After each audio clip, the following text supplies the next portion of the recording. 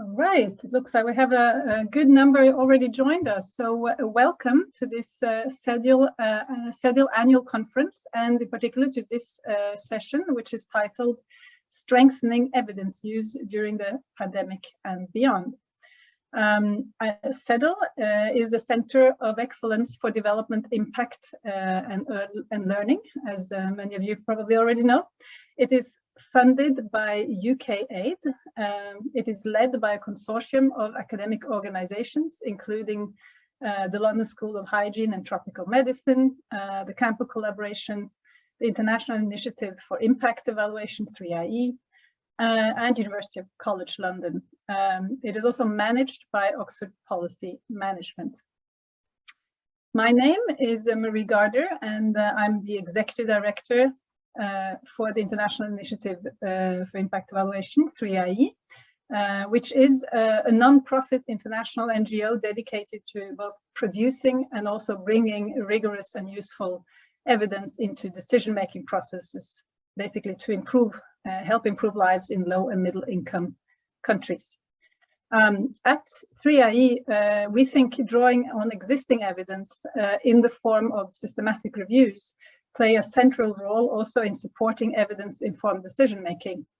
And our vision for evidence, particularly in the education sector, where there is actually quite an abundance of evidence, is for us,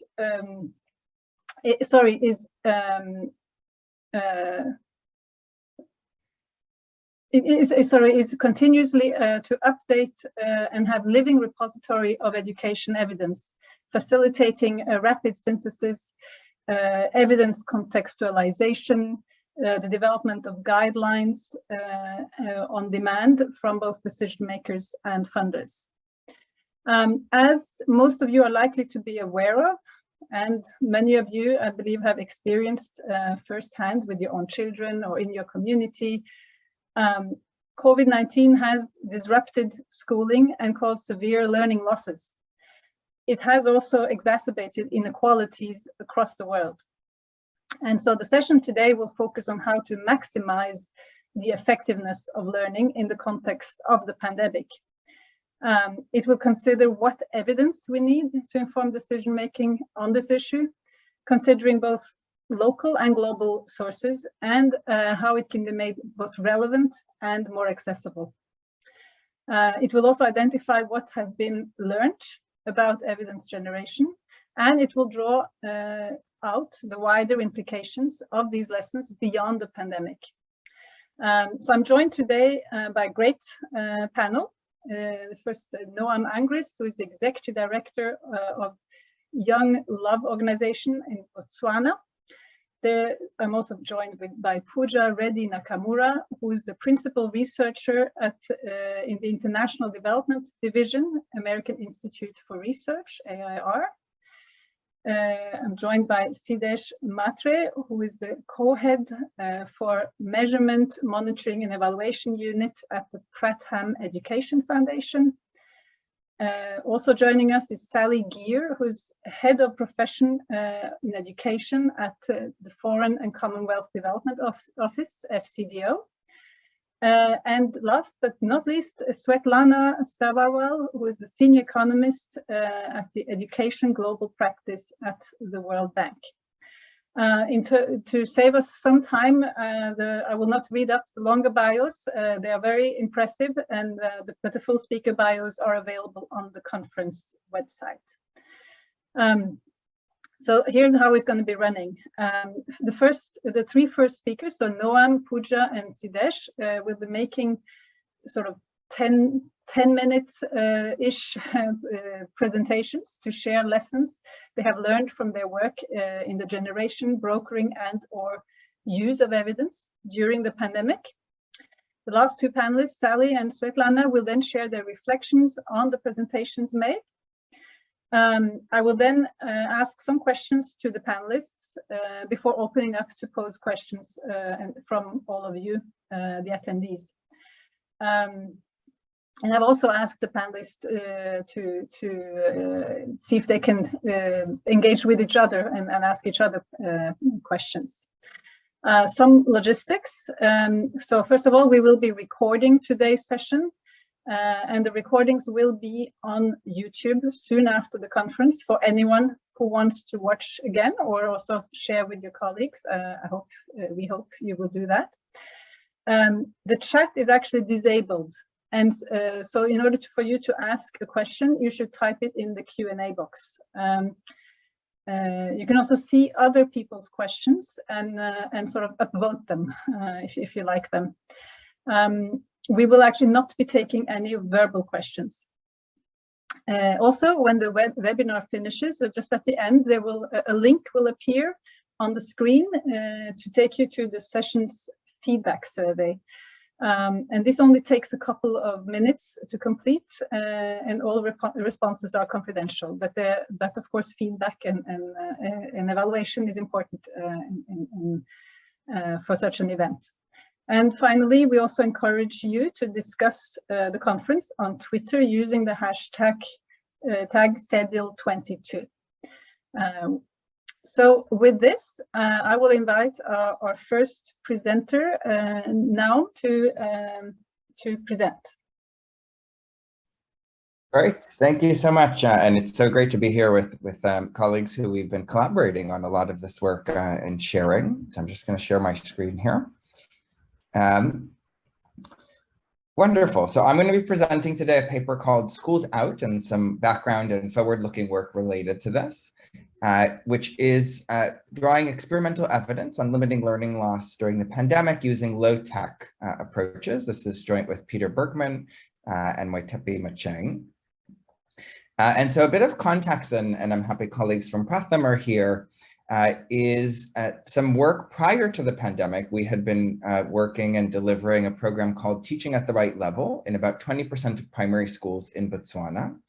And this is a coalition you can see here at the bottom, and it includes the government of Botswana, USA, JPAL, Pratham, Teaching at the Right Level Africa, Brookings, and Young Love, which is the largest NGO in Botswana. But you can see the logo has actually changed. So yesterday we actually renamed to Youth Impact. So we've got the brand new logo there, which is the largest NGO in Botswana, scaling up health and education programs backed by RCT evidence nationally.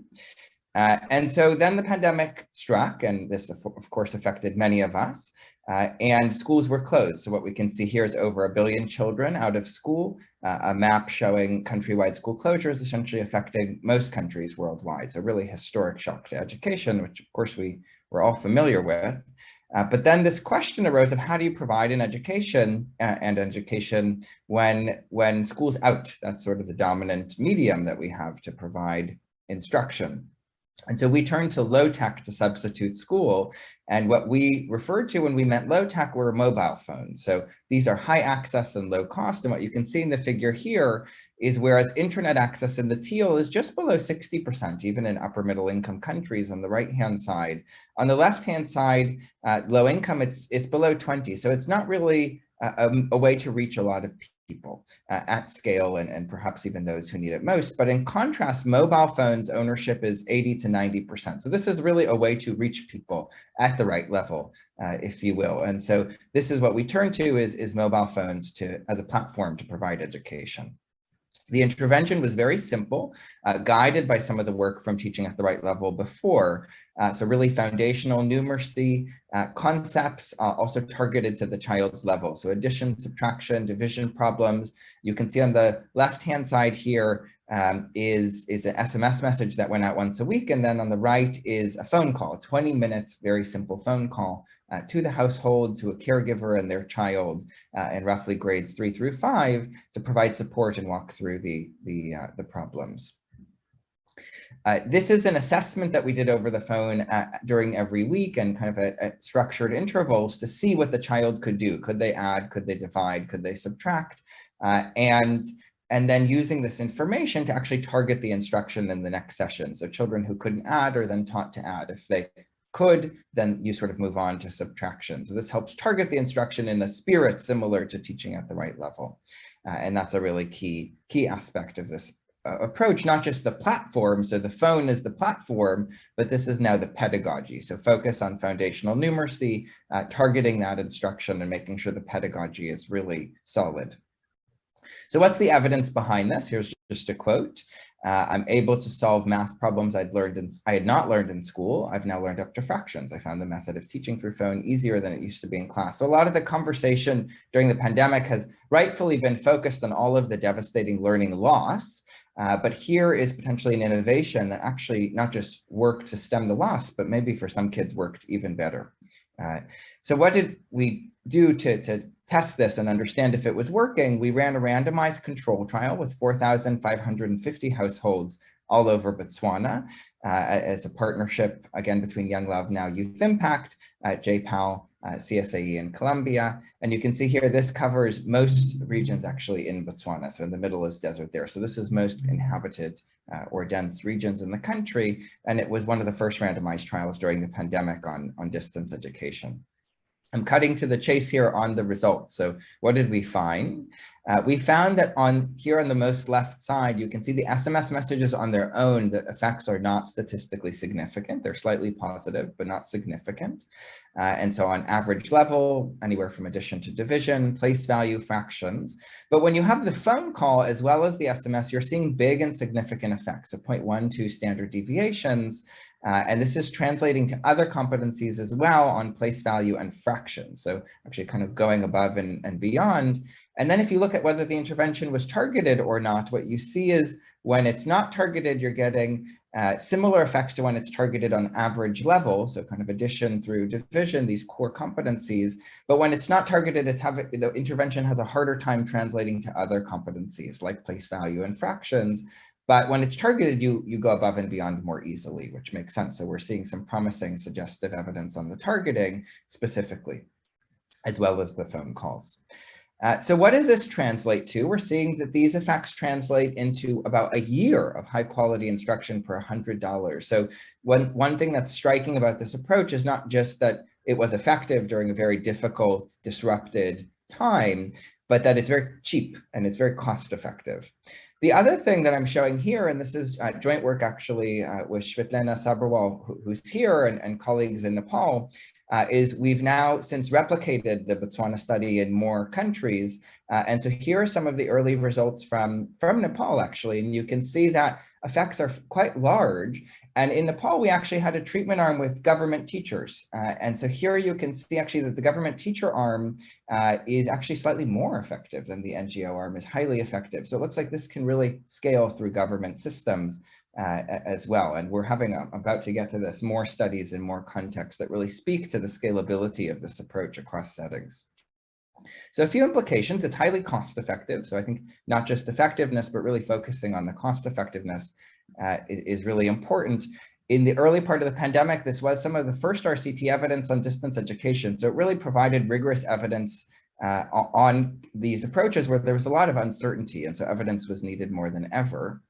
Another really important piece is governments often spend a lot of money on ICT, information communications technology, but this is often spent a lot on hardware. So things like laptops and computers, and the evidence is not very strong that just adding those inputs to classrooms is effective on its own.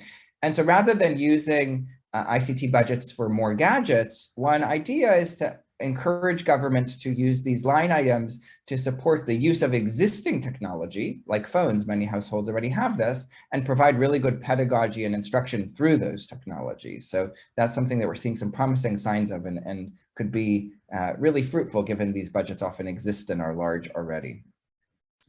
Targeting instruction is potentially cheap and scalable via the phone. This is sort of a new approach to think about doing targeting instruction. And another way of thinking about this work is it's a low access or high access, low cost way of doing tutoring in low and middle income settings. So tutoring, one of the most effective approaches in education, but often a bit expensive. Here's a cheap and scalable way of doing it.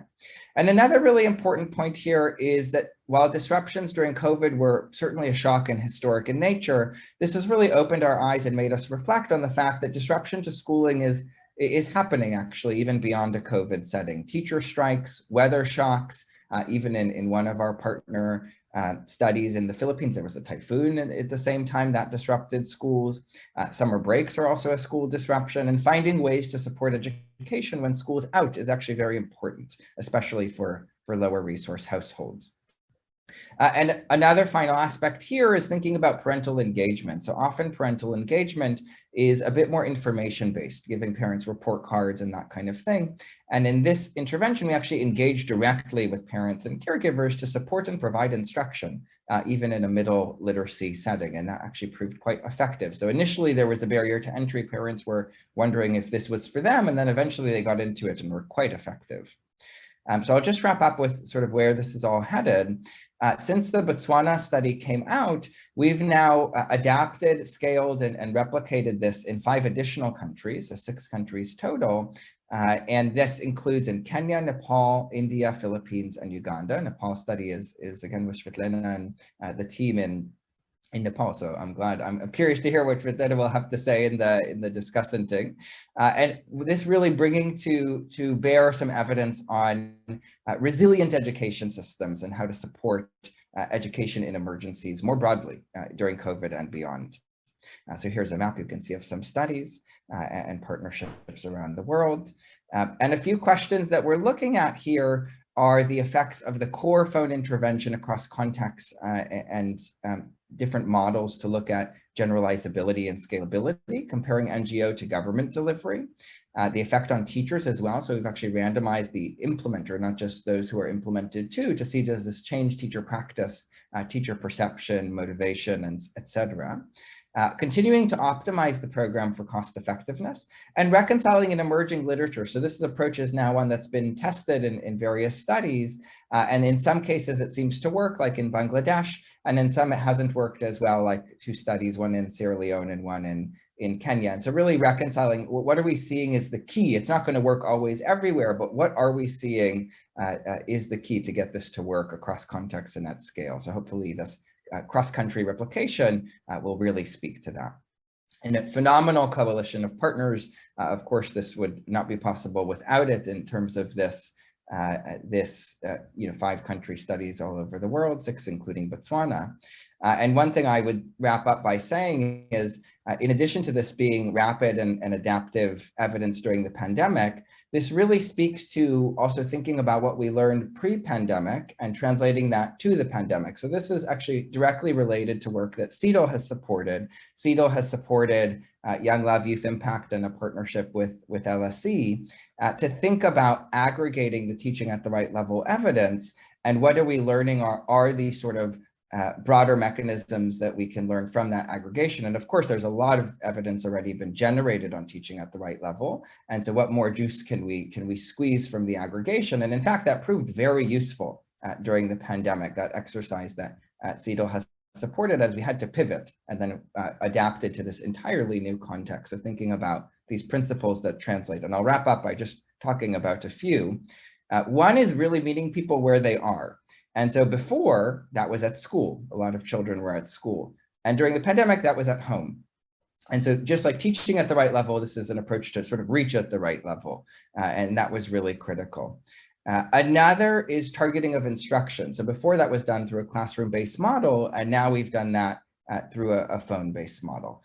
Interestingly, in classrooms, even when you're teaching at the right level really well, it's still small groups. It's not one-on-one often.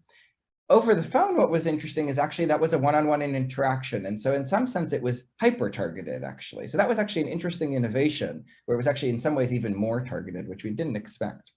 And finally, some things should not be adapted. Some things just work and we want to keep them even when the situation has changed. And that was this focus on foundational skills, basic literacy and numeracy. So I'm going to wrap up with that. We've also seen this get taken up in certain policy recommendations like the Smart Buys reports by the World Bank, FCDO, and UNICEF. So thank you, and looking forward to the Q&A as well. Thank you, Noam. Really fascinating and an excellent presentation, and lots of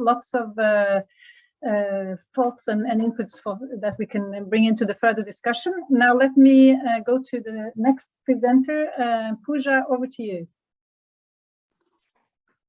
Great, thank you so much. Let me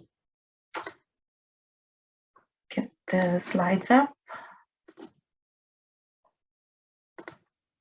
Are you seeing them? Yes. Great, thank you so much. Well, good morning, good afternoon, everybody. My name is Pooja Nakamura. I will be presenting today on the role of learning science for improving learning quality during the pandemic and beyond. So it's quite exciting to go after Noam, where we were talking a lot about the policy implications and the practice implications. And one of the things Noam said was to use existing infrastructure to the extent we can, especially technology infrastructure, and meet children where they are with those infrastructures. So what I would really like to focus this talk on is the ingredients and the science of learning that goes into those pedagogies for improving learning outcomes. So as we know, we were in a learning crisis prior to the pandemic, with more than half of the children unable to read at grade level, or even at a 5th grade level, at a 2nd grade level when they were 10 years old before the pandemic. And now we're expected for 70% of children to have a learning loss in the coming years. So the question is really, now what? The pandemic has had a huge impact, but it's highly variable across contexts, and its trajectory is quite unpredictable. It has certainly limited access, but what I'm hoping to convey is that it should not limit quality, and actually only exacerbates the need for the ingredients for quality programming for improving learning outcomes. So the focus of today's presentation is how can we increase the science of reading? So I'm going to focus on reading.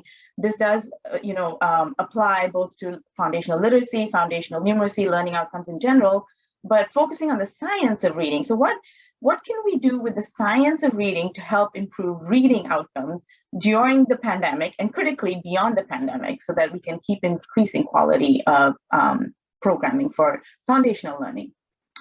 So what do we know about the science of reading, and why is it all important to improving learning outcomes?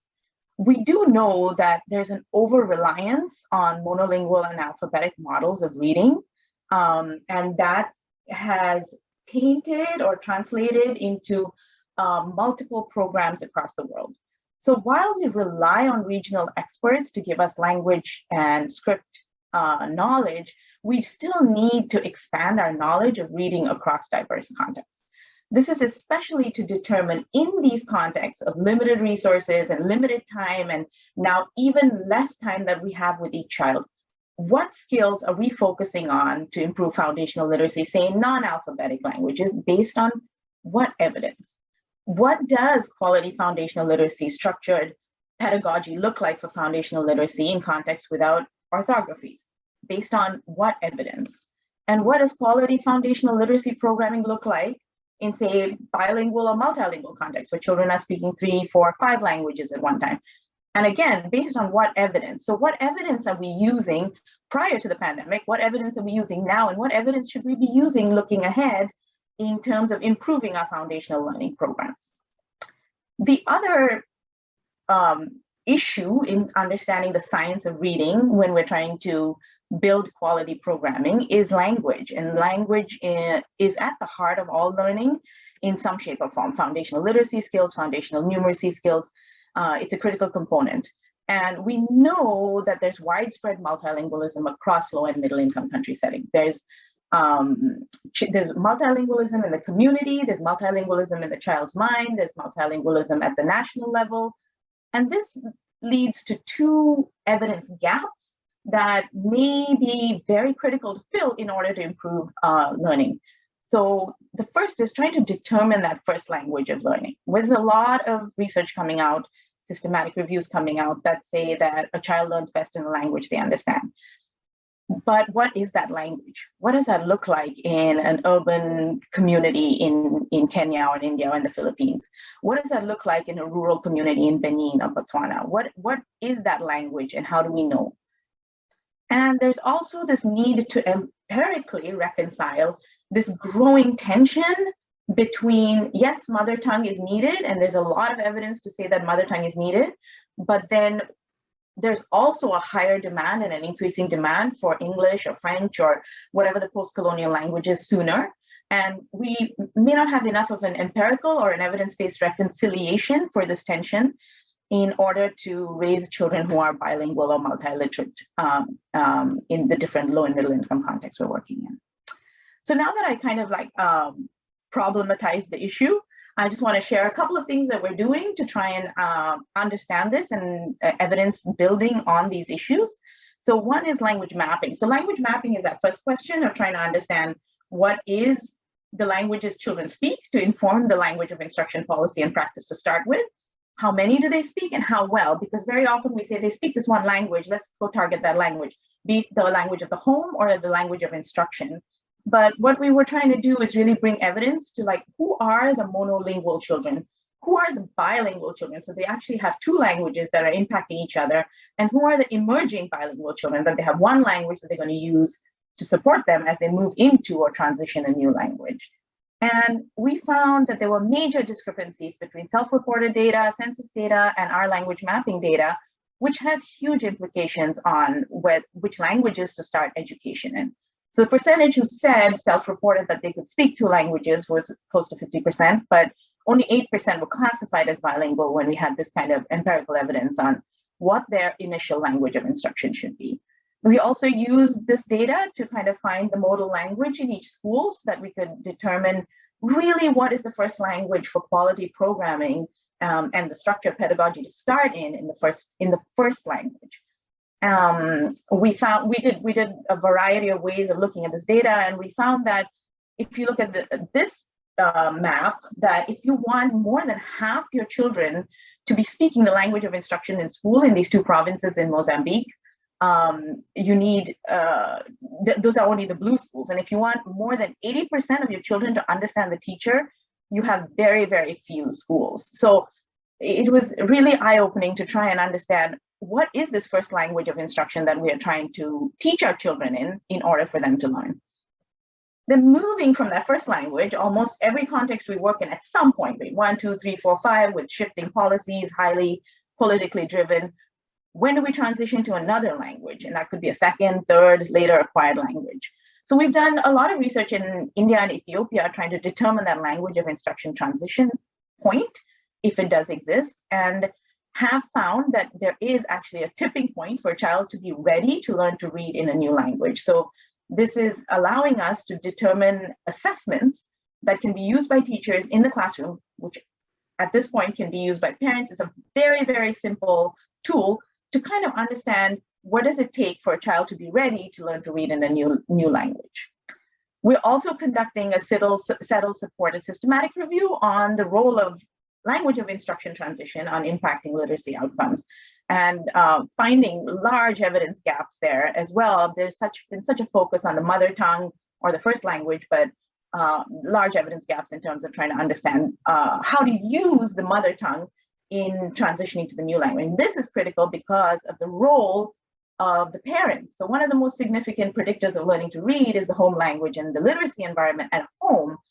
So non-literate parents have a significant role in supporting children in their own language. That's intuitive, but also they have a critical way of building the foundations for what's going to transfer to the next language. So structured pedagogy for home and parents in non-literate, non-matching languages needs to be carefully tailored to the available resources that these homes bring to literacy acquisition in the future, such as transferable metalinguistic skills. You lay the foundation in the right skills in the right languages, trying to think of the orthographies. What does phonological awareness look like in a variety of scripts?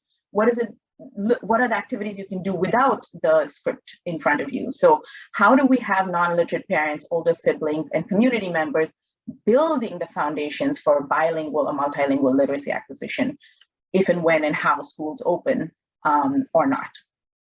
So just really quickly, we are applying all of this evidence into a package called the Foundational Literacy Improvement Package, which has classroom-based reading assessments, which have language mapping, language transitioning thresholds, etc., built into it. But now these are being adapted in Benin as we speak for how can we use them in community settings or in home settings as well.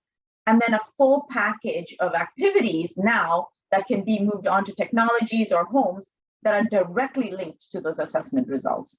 Now, the supplementary material packages just, again, can be put onto the available technologies, infrastructure that exists, but this is the key ingredients for improving the quality. And then there are modules and guides that support. So this full package we have implemented in Laos and Guatemala. So this is just an example of one really quickly. that has oral vocabulary readiness, so which picture shows a girl singing, and then it's this one.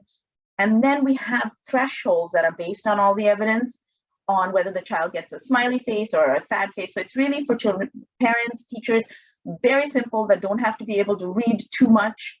And then these need to be adapted into more speaking or phone-based activities, but they're directly linked with activities immediately at the level of that particular skill.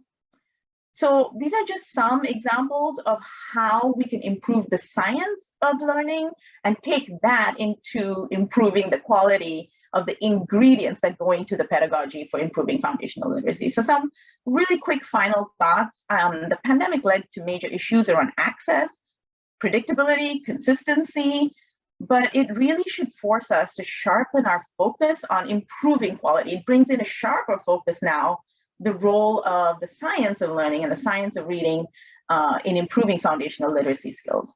So learning science is really a core component for the evidence needed to recover from the losses, but also to help us navigate this new uncharted territory with kind of better evidence to complement all the other evidence that's coming out.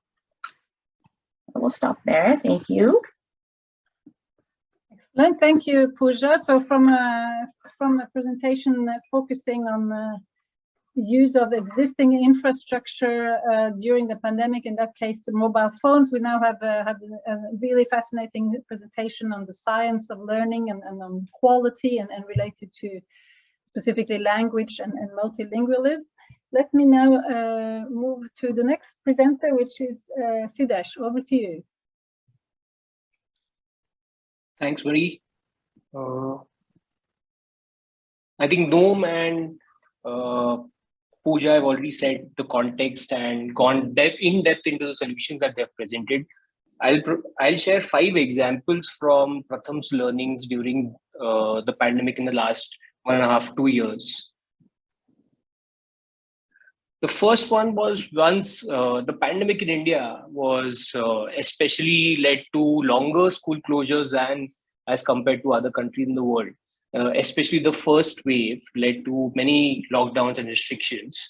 And our Pratham team members who were quite used to working with children in person before coronavirus had to work remotely. And that is the case for, I think, everyone else in the world as well.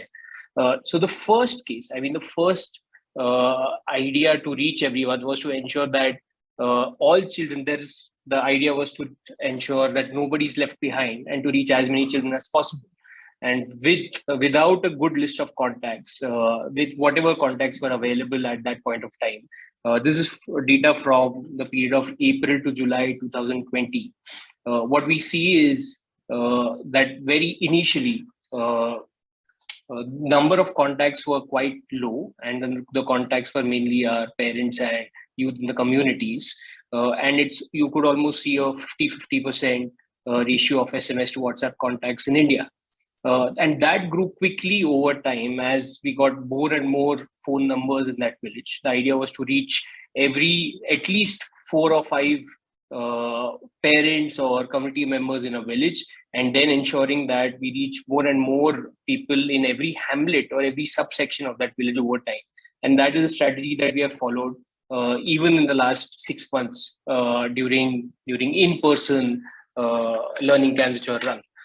So the idea was that ensuring that,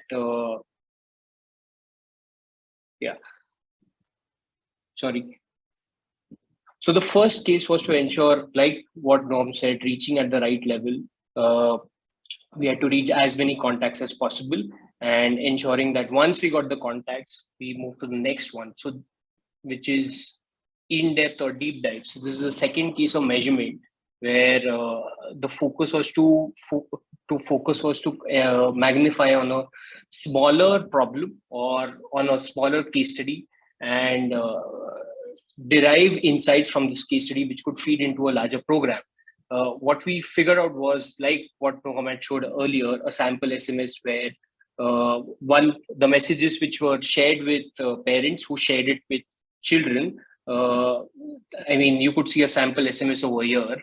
And the idea was to ensure that the messages were also shared with children and the the receiver of the message worked together to solve some problems.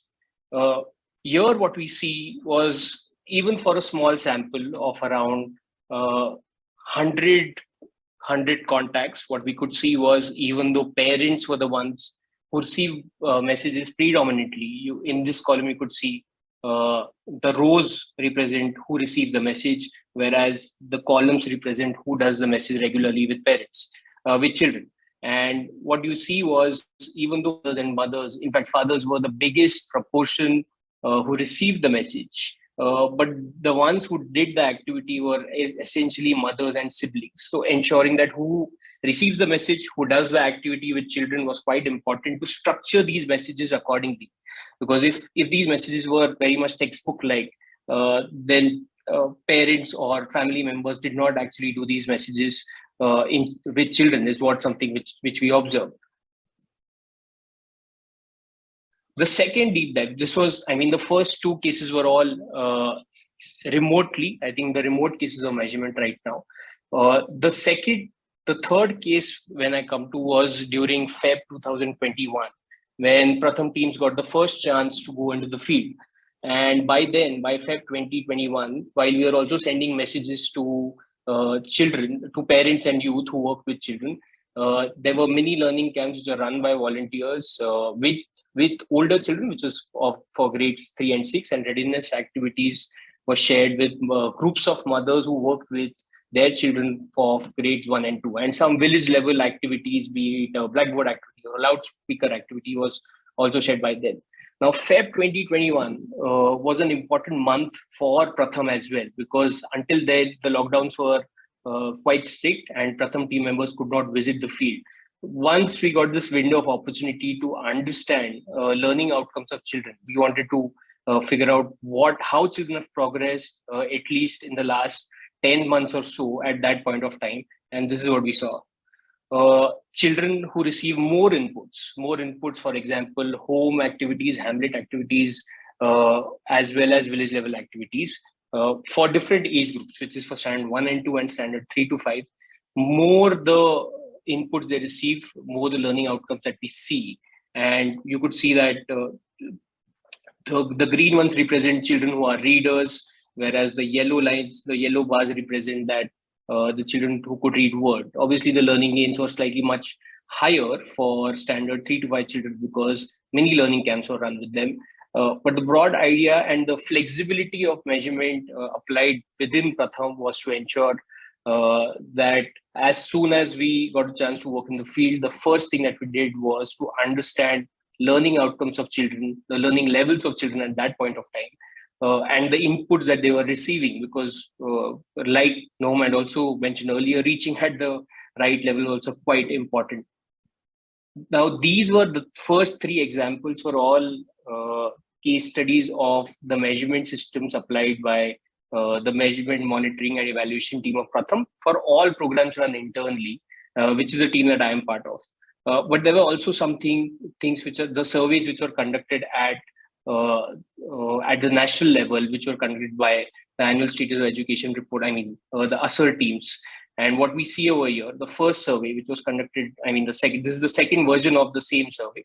But in November 2021, what we saw was availability. You see this particular table on availability of smartphones at home, and the stacked bar chart shows access to smartphones to children, to those children for whom the smartphones were available.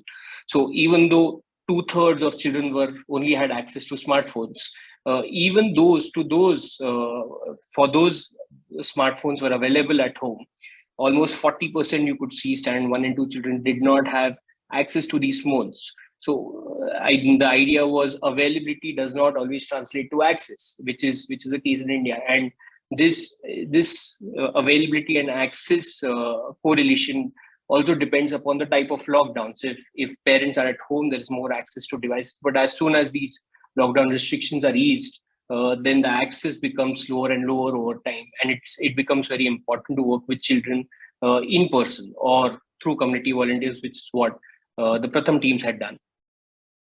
The last example is an in-person survey. The previous example, again, what you saw was a remote survey, whereas this is an in-person survey conducted in the state of Chhattisgarh. And what we see over here, if you see percentage children who could read at least letters for grades 1 and 2, from 2014 onwards, there was a slight increase in learning levels up to 2018, but that has sharply dropped to levels even lower than what was observed in 2014. And this is something which this survey was conducted back in very recently in October to November 2021.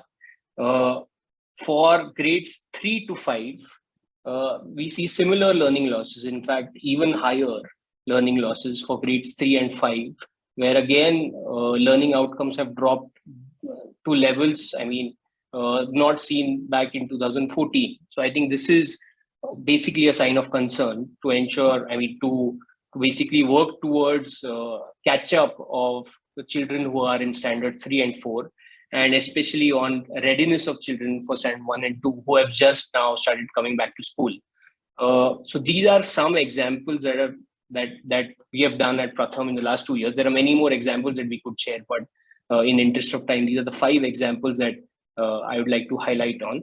And to end this particular presentation, the next steps that we look at Pratham is now that schools have opened everywhere in all states within the country and summer vacations are going to come up.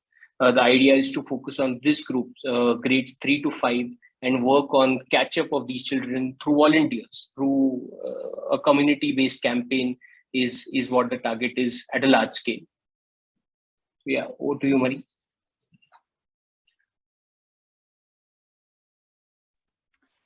Thank you so much, Siddesh. Very interesting, and I guess a very sobering note to you ending on, and showing us the measures of declining in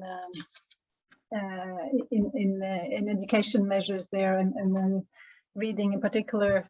And so, but also some very interesting work that you and your teams have been doing during the pandemic. So with this, let me now hand over to our first commentator and discussant, Sally. Over to you.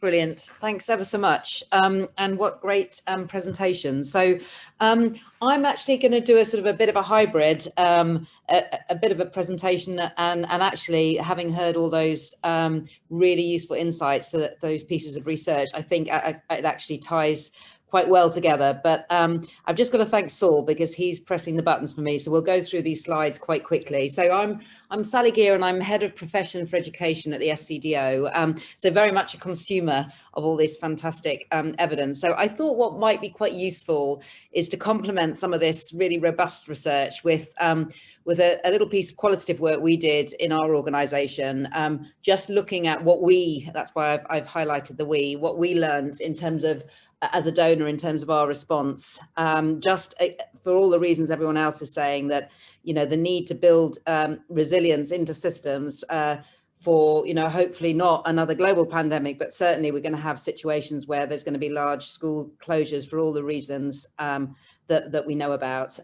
So just very, very quickly, I'm just going to go through these, but making reference also to some of the presentations that we've just heard. So yes, so I've spoken to that one, so I think we can just move forward quickly. Thanks, Saul. So, I'm sure you all know about the Global Education Evidence Advisory Panel's recent report, but if you don't, please take a look at it, because it's a really good summary of all the robust evidence that has been done throughout these times, and drawing also on earlier evidence of school closures.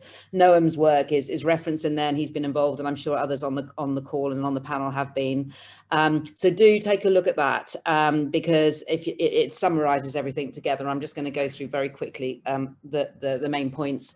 And we also commissioned a evidence summary, which is also available externally. This is not the one I'm going to talk about, because that was an internal document, because we wanted a bit of a warts and all look at how we responded. I'm pleased to say there weren't many warts, so that's good. But we had an internal piece, and this is an external piece as well. So you may well pick pick up from other studies that you hadn't come across. So I just wanted to highlight those two summaries, which may be useful to people on this call. So just quickly on to the next slide. I'm not going to spend a lot of time on this, so just go and read the report. But these were the main findings. And I think what was very interesting, obviously, and why it's useful if there's any sort of policymakers on the call, they make a very strong case in that for prioritising keeping schools open. Both they should be the last to shut and the first to open in terms of, and they do look at epidemiology as well on this. But then the other switch side of that, obviously, is the prioritization of making schools safe. And this is, again, something I think we on the call as an education community need to advocate for. And this is prioritizing vaccinations for teachers. If you look at that recent study from Johns Hopkins, I mean, that was done fairly recently, you can see there's still a huge inequality in terms of prioritizing teachers for vaccinations between different countries. And that's something we should really support, given what we know about the impact of the loss in learning. The other priority I suspect was quite heavily influenced by Noam's work, this point on really ensuring that the pedagogy that we do, either whether it's remote or whether it's actually in schools, you know, building on that evidence we know already about teaching at the right level and assessing children, and the real impetus once children get back into school to assess them straight away, to make sure that you are teaching, not teaching above the level they are. We know so much about that now and how important that is. And then obviously the building on existing technology, which Noam talked about, and the parental engagement piece too, really strong emerging evidence. And I think a couple of presenters touched on that. So I think that brings that together. But do, if you haven't seen that report, do have a look at it. So just quickly, just going on to this internal piece we did, and I'm ashamed to say in this, very learned group, there is no standard deviations on this. This is a very small sample, a qualitative sample of interviews of our education advisors who've been working very closely with governments and other development partners, and it was about 6 to 8 countries we looked at. So it's a small sample, but there were some interesting themes that came up. So we looked at this wider piece on, so you guys do the evidence, and then we obviously helped with partners to push that into policy and implementation, and that's obviously what I'm very passionate about. So we looked also particularly at teachers. Actually, it does feel, when I reread this report, it does feel a little bit, but others on the panel come back at me, that we might slightly have, they feel a bit lost in some of this, support to teachers, professional development of teachers, how they, what happened during the pandemic. We also obviously looked at the EdTech piece, and then specifically to marginalised learners, obviously particularly girls. So we just quickly flip on, if that's okay. So I mean, I pulled together just some of the themes that came out of the study, and these were similar in all of the countries. So I thought it was useful just to highlight them.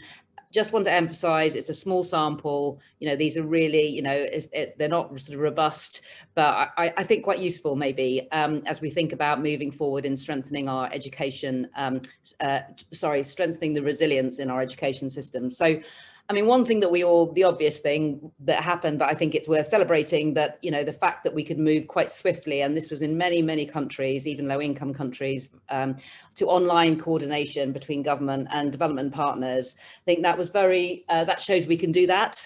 We can show we can still have coordination, even in times of crises, and we can make sure there's no duplication in that.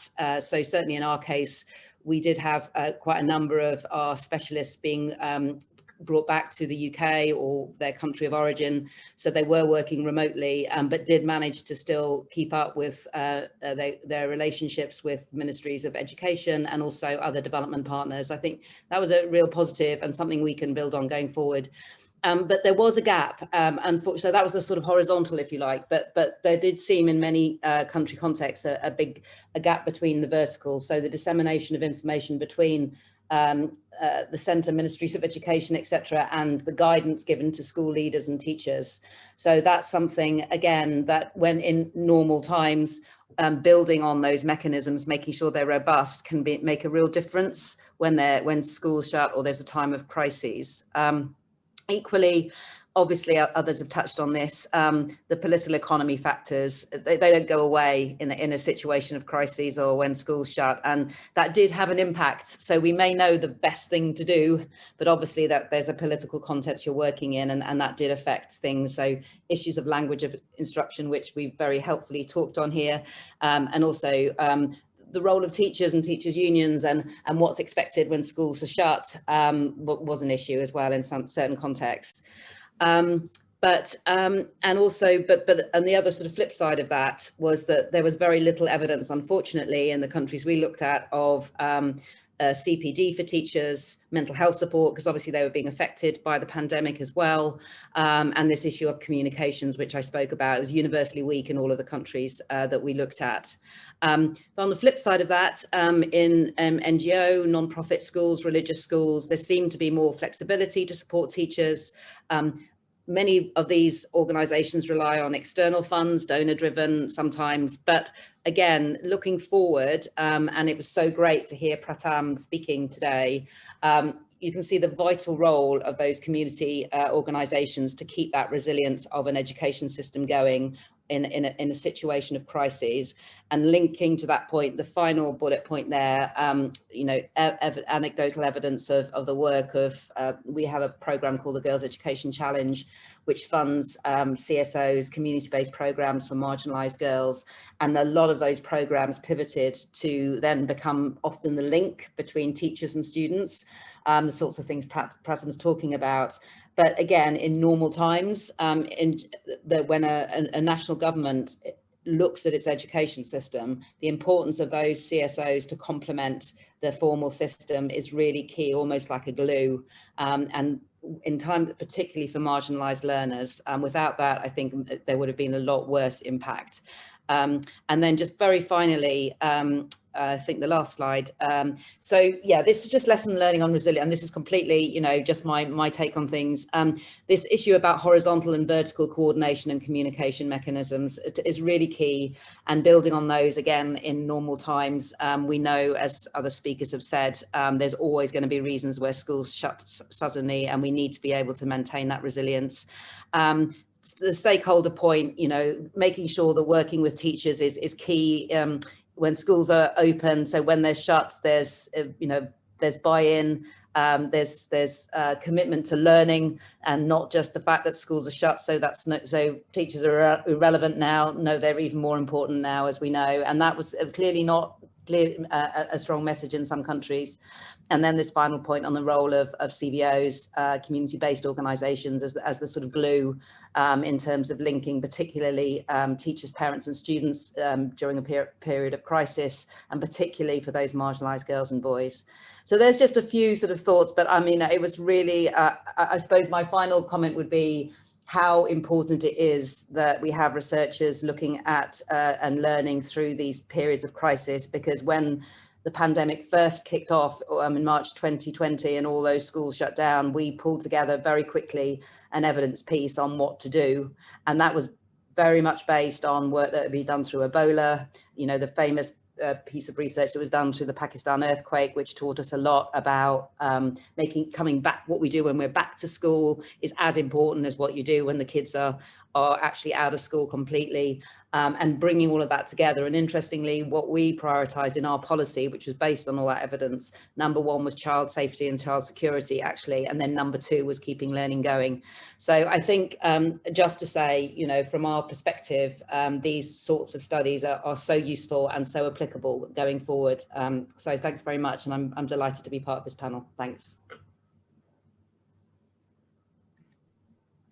Thank you very much, Sally, and really for a fantastic overview, I think, of a huge amount of work that you've been overseeing at FCDO and drawing on a lot of rich evidence.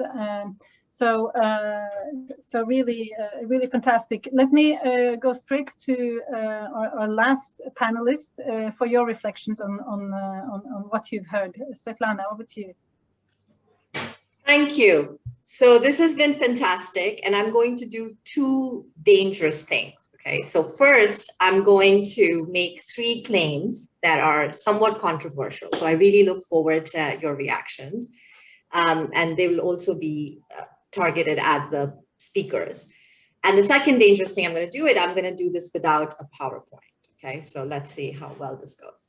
So my first claim is that the lack of data was extremely consequential for what happened to children during the pandemic. Okay, and this is in two ways. So I think most of us remember what happened in April, May 2020. There was so much fear and uncertainty, and governments really needed desperately answers about, you know, who has internet? Do people have internet? Do people have smartphones? What's the infection rate going to be like if schools were reopened in July? You know, all of these questions, right?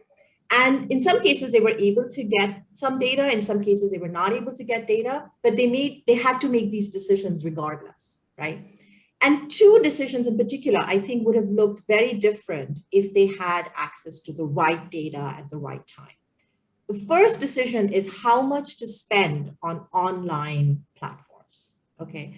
So what has been really shocking to me, and I've written a blog about this, is even in some of our poorer countries, relatively speaking, they spent more on online platforms than they did on low-tech solutions, right? Knowing full well that very few children from poor households can access online learning. So I'll give you one example, and this is not even the worst, but Cambodia, only 40% of their children have access to internet. And yet, in the first few months after the pandemic, they had spent 54% more on online solutions than they had on low-tech solutions, right? And looking at Noam's presentation, looking at Sidhesh's presentation, we can see that these low-tech solutions were available and yet were not used. And in Bangladesh, they moved to TV learning, right? Which they thought, okay, TV learning is the right solution because most households, even the poorer households, have access to television, right? But my work showed, and we produced this research in July 2020, which showed that, first of all, among the poorest school-going children, okay, you have only 55% that can actually access a television. And even among those 55%, only 43% choose to watch a TV lesson. Okay, so even when they can access it, they're not going to use it. Okay, because, you know, maybe it's not engaging, maybe it's not convenient, whatever. So that's one. The second way in which lack of data was consequential is how long to keep schools closed, right? And you see this. I mean, I love that Sally brought up the point that we have to reopen schools. We still have to keep repeating this message because in many countries, until very recently, schools were closed. I mean, there have been countries where schools have been fully closed for going on 2 years, right? So that decision about when to reopen schools could have looked very different had countries reliable data on how much learning is being lost with schools being closed. And you know, what has been really shocking to me is how different the decisions about school reopening have been in countries that look very alike. Okay, so Tanzania reopened schools relatively quickly, Uganda kept them closed.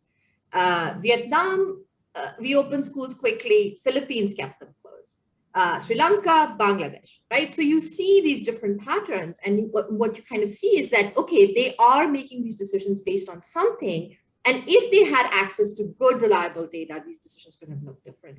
And now we know how much these decisions have cost these children in terms of learning. So that's my first claim. My second claim is that there is a missing middle in data, right? So the problem is not that there is no data. The problem is that the data is either bad or unavailable or unknown, okay, to the government, to the decision maker, right? So what I've been very struck by is that immediately after the pandemic began, there was a lot of data collection. There was a lot of data collection happening. And I know this especially for South Asia, JPAL was collecting lots of data, World Bank was collecting lots of data, FCDO was collecting, I mean, there was lots of data collection. And within governments, right? So governments immediately started, reinforcing their channels to get information back up, right? The problem was that on the one hand, you had this very high quality data by researchers that governments just were not aware of. And on the other end, you had government data, which was, again, head teacher reports, right? Or these, which had several problems, including, sample sizes were small, they were not representative. But the biggest problem was the questions were really sloppy. So what's been really shocking to me is governments, made an effort to get information, but because the questions were so sloppy. So let me give you an example. So a question you would see in a government report is, are you supporting students? Yes or no? Are students learning? Yes or no? So these are just really sloppy, broad questions asked to head teachers who have an incentive to answer a certain way and so on. So the problem is, how do we get governments to access the information that we have heard in these presentations today in a more timely way, right? And I would love to hear from Siddesh and Noam, who have worked intensively with their governments, right? So Noam worked intensively with the Botswana government. I know Pratham has been working intensively with India. So my question is, does the work that you are doing, can it function as the missing middle? The key being in a timely way, right? Could you influence government decision-making, and what would help you influence government decision-making, right? So, and again, I want to say that I think FCDO, World Bank, UNICEF, we all played a huge part in helping fill this gap of the missing middle, but it's really great to see these presentations and to just kind of question, how could this information have been provided either in a different way or a more timely way to have kind of shifted some of the decision-making? And that leads me to my final claim, which is that the data needs to play not just a technical role, but a political role, right? And so here I'm kind of contradicting my first claim that some of the decisions would have looked different. Well, maybe they wouldn't have looked different, because we all know that the decision-making also is political. It plays a political role, right? And so the question is, if we had made, say, supposing the learning loss. Now, in India, Pratham made data on learning loss available very early. It was actually one of the first studies on learning loss that came out globally. And yet, schools remain closed in India, right? So the question is, will this data be effective if political stakes are too high, right? And how can we subvert that? So one idea would be to make these data, this evidence, really available and accessible to the general public, right? So like you see this in the US. In the US, the debate about school closures shifted in a dramatic way once it became known how much learning was being lost. I don't know how many of us are in the US, but the public discourse on school closures shifted completely once people realized how much learning was being lost. So, and here I would love to hear also from Pooja, because Pooja, language of instruction is a highly, highly political issue, right? And Siddesh, the work Pratham does, where it exposes how little learning happens, that's a highly political issue. So how can we use these data to play a political role? So let me stop there, but just to say that I would love to hear more from the panelists about taking this great evidence and data that they've produced to action. Over to you, Marie.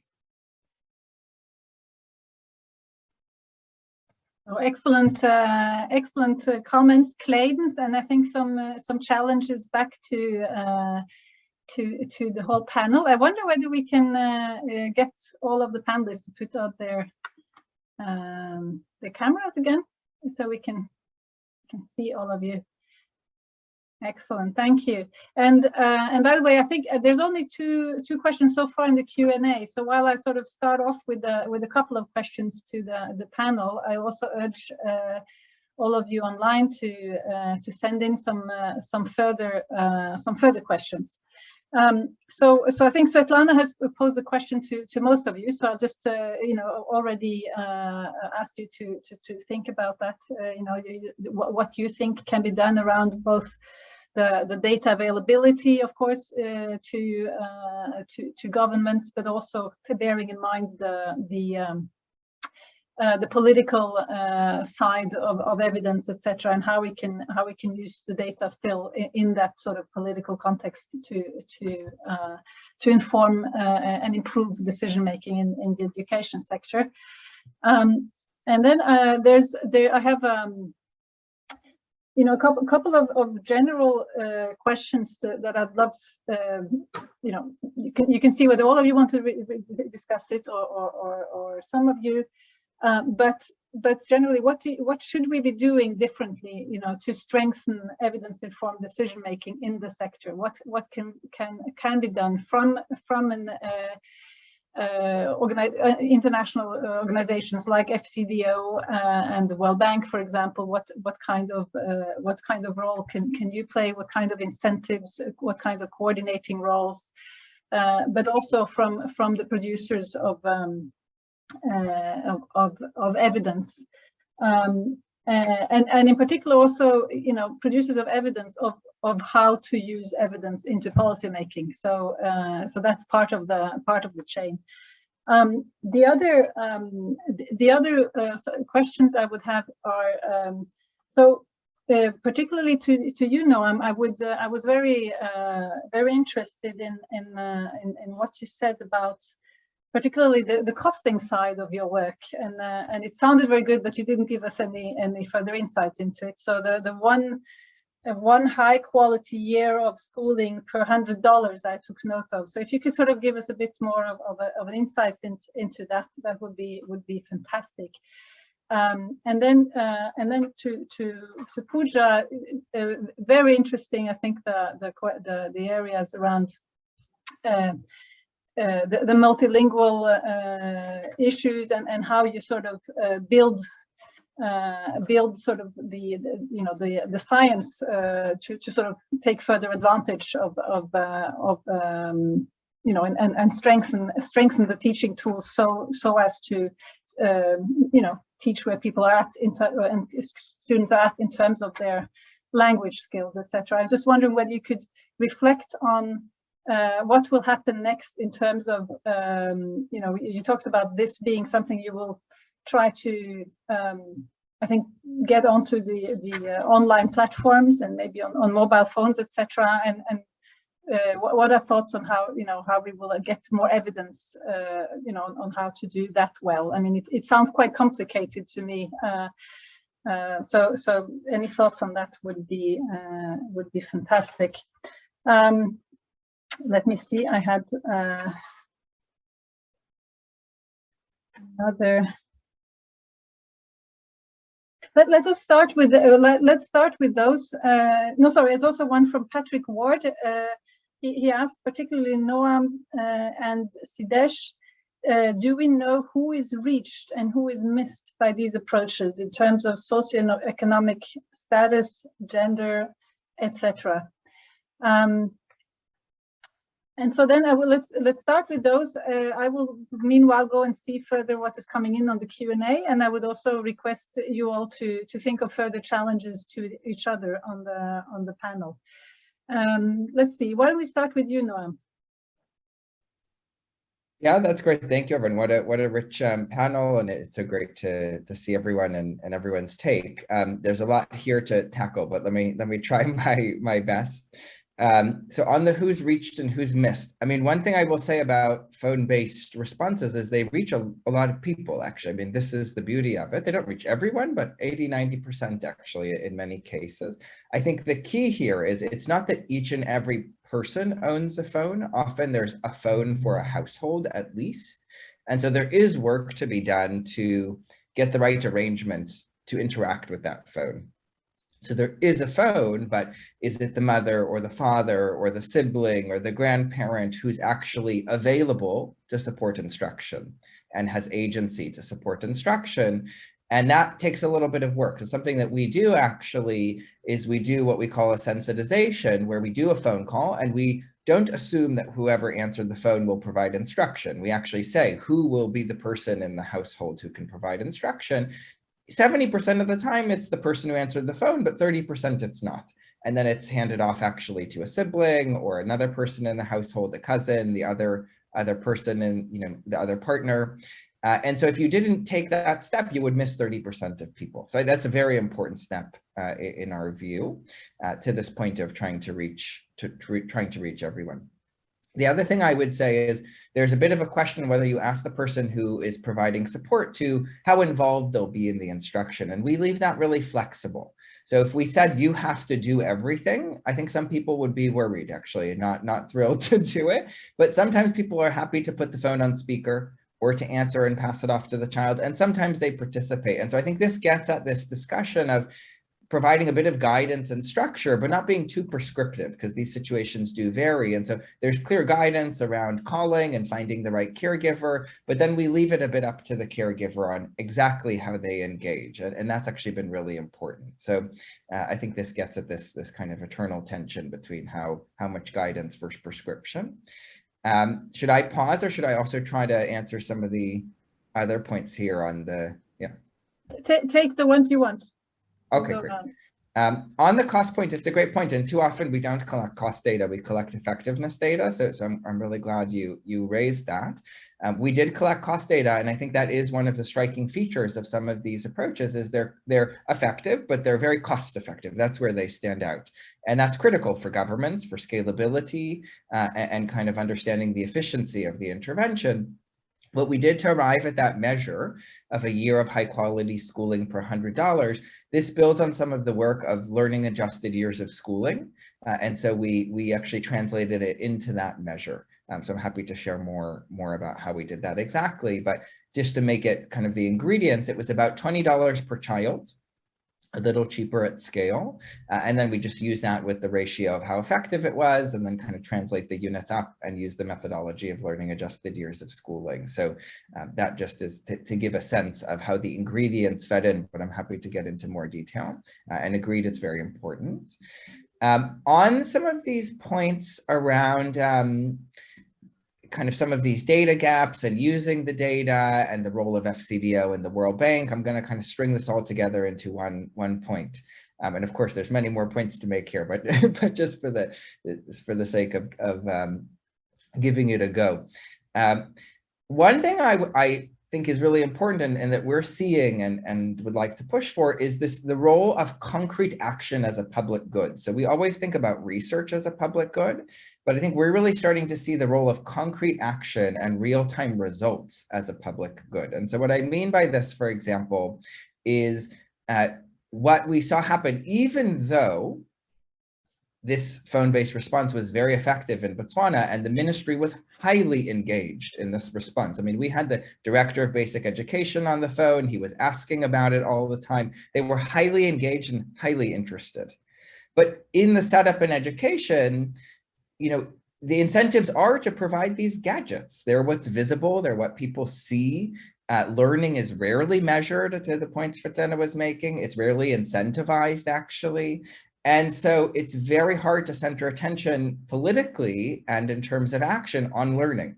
And so even though we had this very effective response, we had all the relationships, we had a lot of buzz. I mean, parents were calling the minister directly saying, this is good for us, we like this. I mean, that's how much buzz there was about this. Still, the government rolled out things like Wi-Fi hotspots. That was their big move, and sort of TV programming. And so they didn't say, we're going to ask all teachers to start doing this, actually. So we do have to ask ourselves, how do we bridge this gap? There's clearly a gap.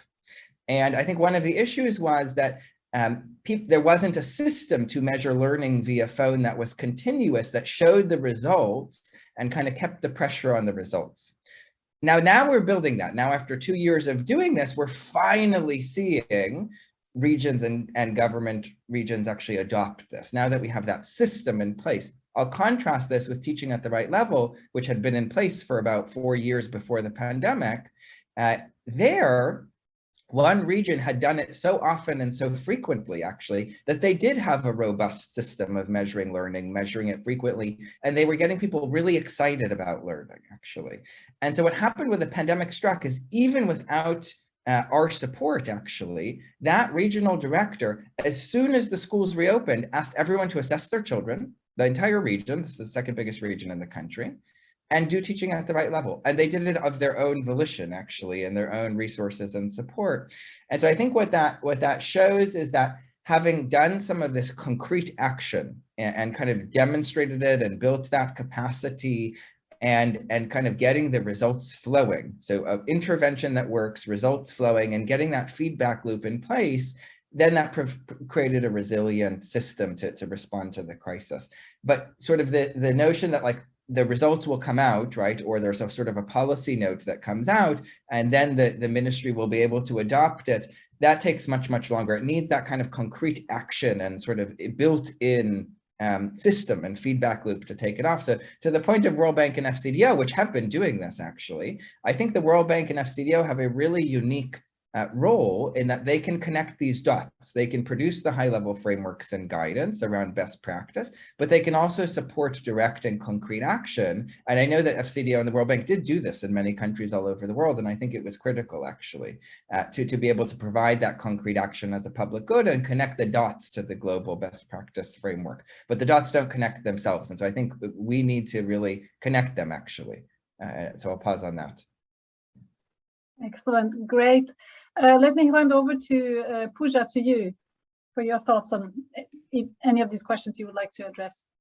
Yeah, great, thank you. No, I think Noam did a really good job of trying to talk about how to connect these dots. So one of the things that I want to kind of add to this conversation is this dot of learning science, right? That is very rarely part of the dots that are connected. And so I think it's something that I want. I mean, for me, I'm brokering this knowledge even to the other panelists, to the audience, for, you know, it's rarely part of the conversation explicitly. It's built in, structured pedagogy is built in, and it's very critical, but the science that's underpinning that is rarely the content that's talked about. And it's usually, it goes from there to impact and then taking that evidence forward, which we cannot do without, of course.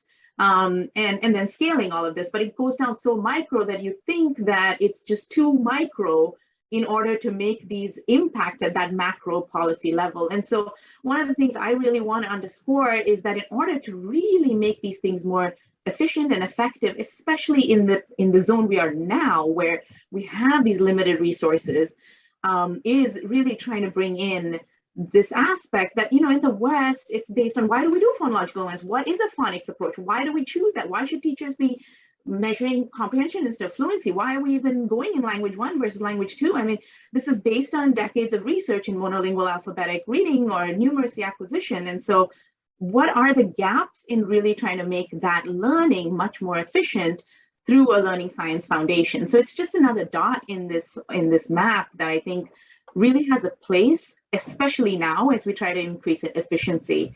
So that's one thing. And just as an example, we're working with the Ministry of Education in India right now with the National Achievement Survey, and, you know, really the issue of language and which skills to talk about, we had to back up so far in order to measure learning loss. What language are we measuring it in? What are the foundations children are bringing in today for them to be able to grow as literacy in that language versus another language, numeracy in that language? So we're just going to go in and measure in the language of instruction. What is that really going to tell us, and in what skills and why? And so we backtracked and really sat down and talked about what are the cognitive science frameworks for literacy acquisition so that we could get that built in from the get-go. So that's just an example, but coming from a perspective that's an additional dot that across all levels of stakeholders, from the community to policymakers to researchers to implementers, that it could add robustness to how we create programs moving forward. I'll also stop there and see if okay, great. And I'm now some good questions are coming in. So while I'm going to go on, so everybody at the panel gets to say something, I'm going to just put, there's a comment here from Howard White. He says that both Noam's answer on teaching children at the right level post-pandemic and Pooja's results on identifying timing, language of transition suggest customizing education to the individual child. How realistic is that? So I'll leave the two of you to sort of think about it. I'm not sure we'll have time to take it online, but if not, I think you should all get back offline. Now I'd like to move to you, Sidesh. And one thing I wanted to add as a question was, and back to Pooja's point about the science of learning. So these, when you were looking at this mapping where you saw who will receive the message and who takes the action, and you had sort of an explanation of the actions. I was wondering to what extent also those actions were evidence-based. Sort of what kind of evidence did you base the choice of those actions to be when you designed the intervention? Added to whatever else you want to answer, and keep it short so we get to the next two as well. Sure. So I'll just take Patrick's question first on by socioeconomic and gender, what was the axis? And I think Noam answered that question. But in the Indian context, what we see was private school children had more access to smartphones than the government school children. However, there was a shift from private schools to government schools because the schools were shut. So we also see that. So I mean, that was one. Second was to your question about how we targeted instruction based on the evidence that we collected. The first one was the kind of messages that need to go to children. They had to be kept fresh. So what was sent, say, 20 days ago cannot be sent again. So one, there has to be a large repository of messages that need to be sent. And with SMS, there is a 160 character limit. So to ensure that these messages are interesting, even in this 160 character limit is important. With our evidence, with additional, if I could share some additional slides, I'll just talk about them right now.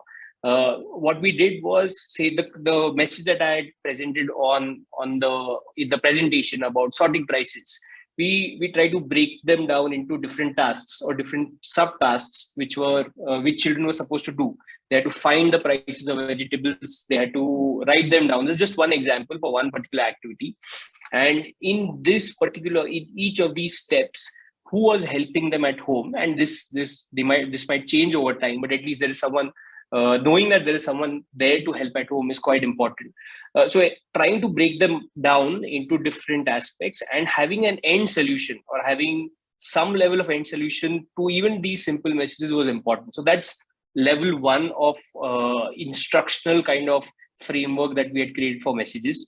The second one was which we had explored for younger children who are in grades 1 and 2, and now we are exploring for older children, which again follows from what Noam had presented, was level-based instruction. One is the level-based instruction, and second is perception of parents when we send them messages. Do they believe that these messages actually lead to any changes? From one of our studies in, say, early childhood locations, what we learned that those who believe that these messages led to something, the learning levels were much higher for those children.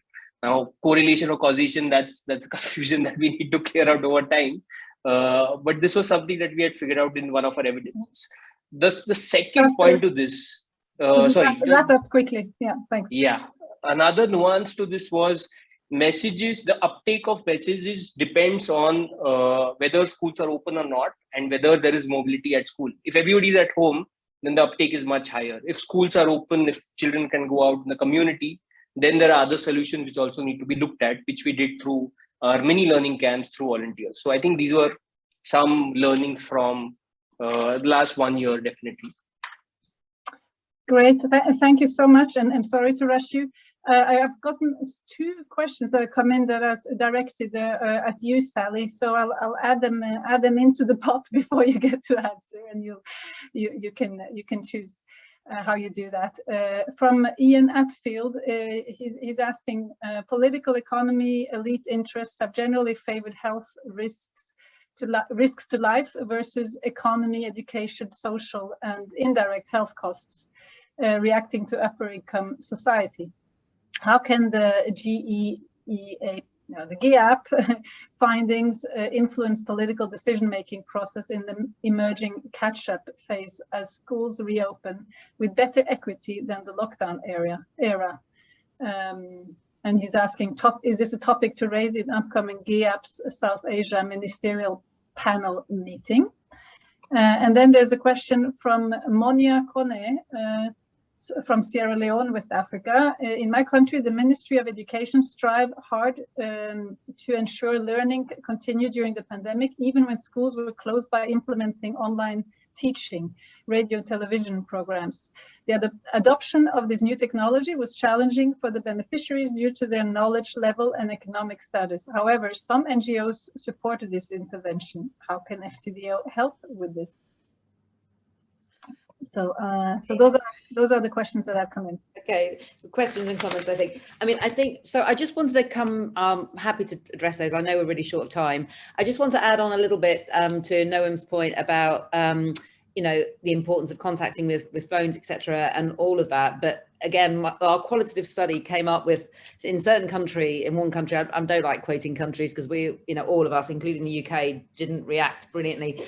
But the 5% of head teachers had the contact details of their parents. So I think there's something here again in normal times, building resilience, making sure that we have contact numbers for people. I mean, that's something we can do now. We don't need to wait. We just need to do it now. So I'm just, again, just thinking about, let's not just wait, but let's think about that. But I think just to add on, because we've seen how important it is and how that can delay response if we don't have that. So that I just wanted to add to that. I mean, this big political question that has been raised, how do we, it's $1 million question, evidence is clearly not enough. It's hugely important, but it's not enough. And I do think the GAP report, I guess, just responding to Ian, who's a colleague of mine, you know, the importance of that report on that keeping schools open, and the fact that it's been written by, you know, well-known, established, respected academics globally, Southern as well as Northern, is really, really important, I think. I do know that there is going to be this event in the region, South Asian region, but there has been country level events. So, you know, it's not easy. I've been around long enough to know that just by telling people that this is the right thing to do, they're going to do it. So, you know, and that's where we've got to learn about influencing and advocacy, and also using organizations like Pratam and civil society to build that, you know, the advocacy element, and really true, and making things accessible for people, not too complicated, not too up there. And I'm talking about myself here. So it really, really helps. But in terms of sort of what can FCDO do, you know, I can't say we'll fund CSOs, but we do, you know, through the Girls Education Challenge, we do a lot of work with CSOs. I think the evidence shows that, as I said, just such an important glue. And it's just, but I do think for sustainability, it's not just about donors such as ourselves. It's about ministries of education seeing the education system as not just about what we do publicly, but about the whole, you know, that also funding non-governmental organizations as part of an important part of that system. So it's all of us having a bit more of a broader view of what a system actually means. It's not just about, you know, what we fund within the sort of formal, it's also the informal, and getting that more integrated, because it really showed during the pandemic how important that is. So just a few thoughts on that. I don't know how helpful. Thanks. Great, thank you, Sally. And I know a lot of last-minute questions were thrown at you. We'll probably, it's the half hour. If you allow, those of you who can, please stay on for another 5 minutes, so we get to hear from the final panelist. I will not do a lot of wrap up, so I'll leave that to Svetlana. There's an additional question for you, Svetlana.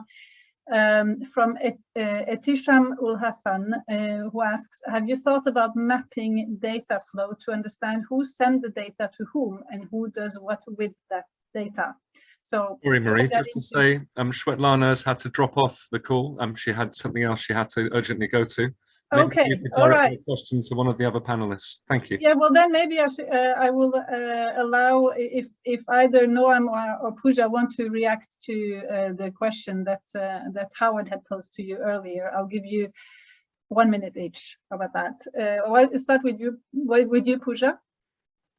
Sure. Is this the one about individualized? Yeah, I'm just gonna, yeah, right. And how realistic it is, yeah. And how realistic it is. Yeah, no, so I think it's actually more realistic now than ever, because we're going into homes and using technologies and trying to go, it seems more realistic if we can start to embed some of these tools into the structured pedagogies than it was in a classroom of 100 children and a teacher trying to figure out what the individual levels of each student was. So it is still definitely difficult to move that completely individualized, but given that the technologies are some of the ways we are going now, the cell phone in the family or the cell phone of the older sibling or whatever, that this is exactly when we can build it in. So I was just going to say that at this point that it is one of the most fertile times to try individualized approaches. That said, this can also be in a group-based approach, and it can also just be used one time in the school year just to get a sense, or a couple of times, and it can be completely adapted as long as we're able to bring in the right approaches of what we're trying to assess in order for the remedial instruction, and then decide maybe the remedial instruction cannot be at an individualized level, but we have the data at the lowest common denominator we can get to. Great. Noam.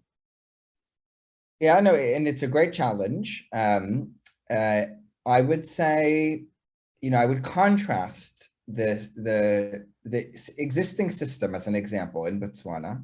Grade 5 students, 10% of them can do 2-digit division. They were supposed to have started learning that since grade 2 or 3. So that means they're spending 2 or 3 years in school at least, and about 20% of the curriculum is supposed to be covering this. Okay? So it's a huge amount of time for only 10% of the kids to learn it. I mean, it's like thousands of hours, right? And then when you tailor it, in contrast, in about 3 hours, 50% of children learn division.